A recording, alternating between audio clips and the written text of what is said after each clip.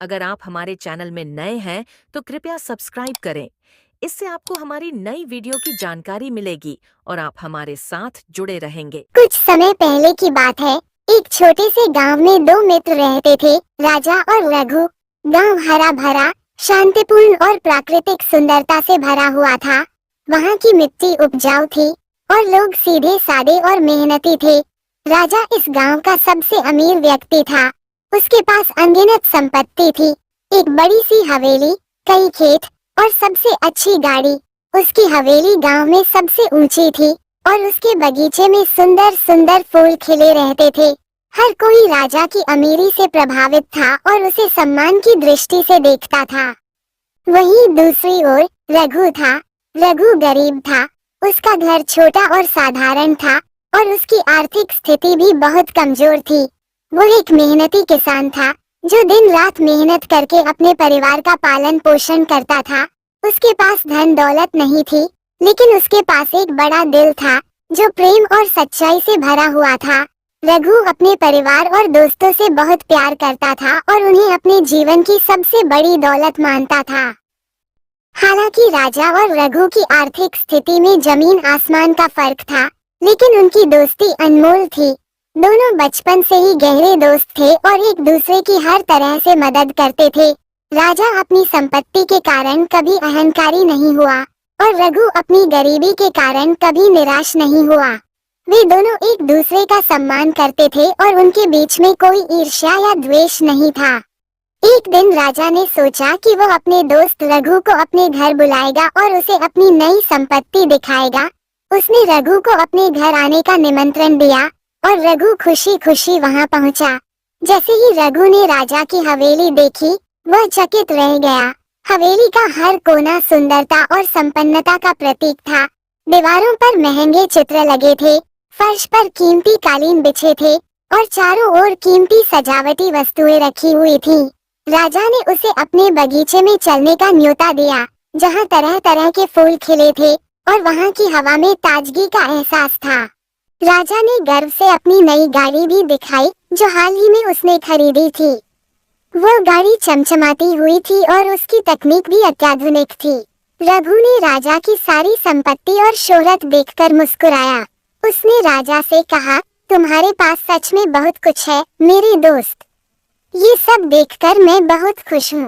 ये सुनकर राजा ने भी मुस्कुराते हुए पूछा, रघु, तुम्हारे पास क्या है जो तुम्हें इतना खुश रखता है? तुम्हारे पास तो ये सब चीजें नहीं हैं, फिर भी तुम हमेशा संतुष्ट और खुश रहते हो। रघु ने गंभीरता से जवाब दिया, मेरे पास सच्चे दोस्त और एक प्यार करने वाला परिवार है। ये सब मेरे लिए दुनिया की सबसे बड़ी दौलत है। इनकी बदौलत मैं खुश और संतुष्ट रहता हूँ। मेरे पास धन दौलत नहीं है, लेकिन मेरा दिल सच्चे प्रेम और संतोष से भरा हुआ है। राजा ने रघु के शब्दों को गंभीरता से सुना और गहराई से सोचने लगा। उसने सोचा कि उसके पास धन तो बहुत है, लेकिन फिर भी वह खुश क्यों नहीं है? क्यों उसे हमेशा कुछ और पाने की लालसा रहती है? क्यों वो कभी संतुष्ट महसूस नहीं करता? ये सवाल उसके मन में गूंजने लगे और उसने महसूस किया कि सच्ची खुशी संपत्ति में नहीं, बल्कि सच्चे रिश्तों और प्यार में होती है। राजा ने उस दिन रघु से एक महत्वपूर्ण शिक्षा ली। उसने सोचा कि अब से वह अपनी संपत्ति के पीछे भागने की बजाय अपने रिश्तों को महत्व देगा।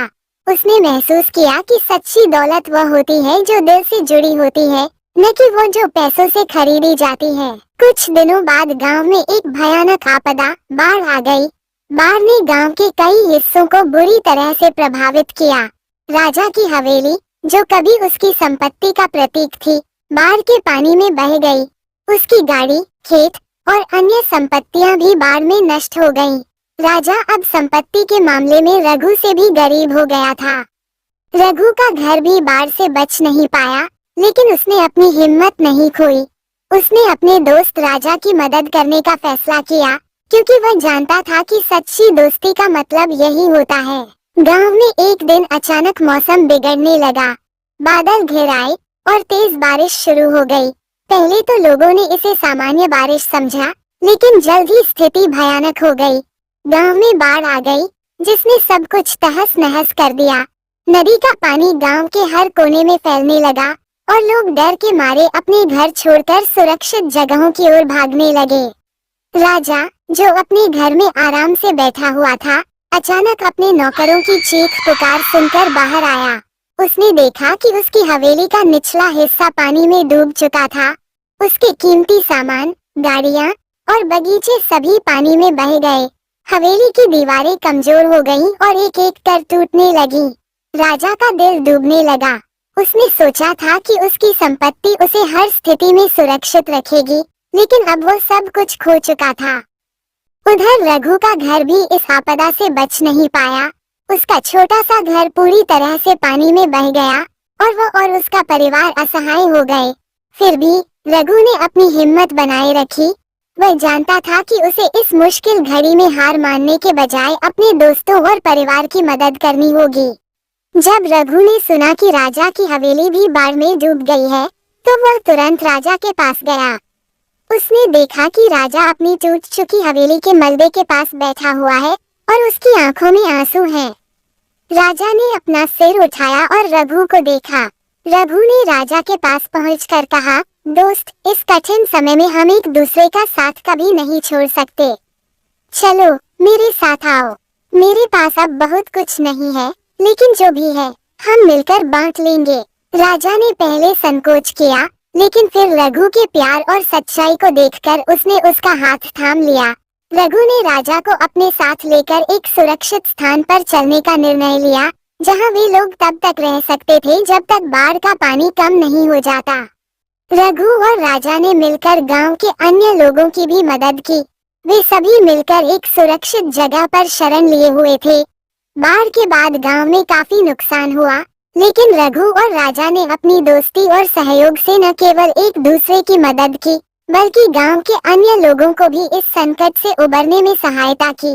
बाढ़ के कुछ दिनों बाद पानी कम होने लगा और गांव के लोग धीरे धीरे अपने घरों की ओर लौटने लगे। रघु और राजा भी गांव लौटे, लेकिन इस बार उनकी सोच में एक बड़ा बदलाव आ चुका था। राजा ने देखा कि उसकी संपत्ति का कोई भी निशान नहीं बचा था। उसकी हवेली के स्थान पर केवल मलबा पड़ा हुआ था, लेकिन रघु का दिल बड़ा था। उसने अपने टूटे हुए घर को फिर से बनाने का संकल्प लिया और राजा को भी प्रोत्साहित किया कि वो अपने जीवन की नई शुरुआत करे। राजा ने रघु से कहा, रघु, अब मैंने समझ लिया है कि असली दौलत क्या होती है। मैंने हमेशा धन और संपत्ति को ही सब कुछ माना, लेकिन आज तुम्हारी मदद और सच्ची दोस्ती ने मुझे सिखाया कि असली दौलत दोस्ती, प्यार और परिवार में होती है। धन और संपत्ति कभी भी स्थायी नहीं होते, लेकिन सच्चे रिश्ते हमेशा हमारे साथ रहते हैं। रघु ने मुस्कुराते हुए कहा, सच्ची खुशी वही होती है जो दिल से महसूस होती है, न कि वो जो धन से खरीदी जाती है। हमें अपने रिश्तों को महत्व देना चाहिए, क्योंकि यही हमें सबसे अधिक संतुष्टि और खुशी देते हैं। राजा ने अब अपनी बाकी जिंदगी सादगी और सच्चाई के साथ जीने का संकल्प लिया। उसने अपनी संपत्ति के बारे में चिंता करना छोड़ दिया और रघु के साथ मिलकर गांव के लोगों की मदद करने का काम शुरू कर दिया। दोनों दोस्त फिर से अपनी पुरानी दोस्ती में लौट आए, लेकिन अब उनके बीच का रिश्ता और भी गहरा और मजबूत हो चुका था। और भी ऐसी कहानियाँ देखने के लिए हमारे चैनल को सब्सक्राइब कर ले, ताकि न्यू कहानियाँ आप तक जल्दी पहुँचे।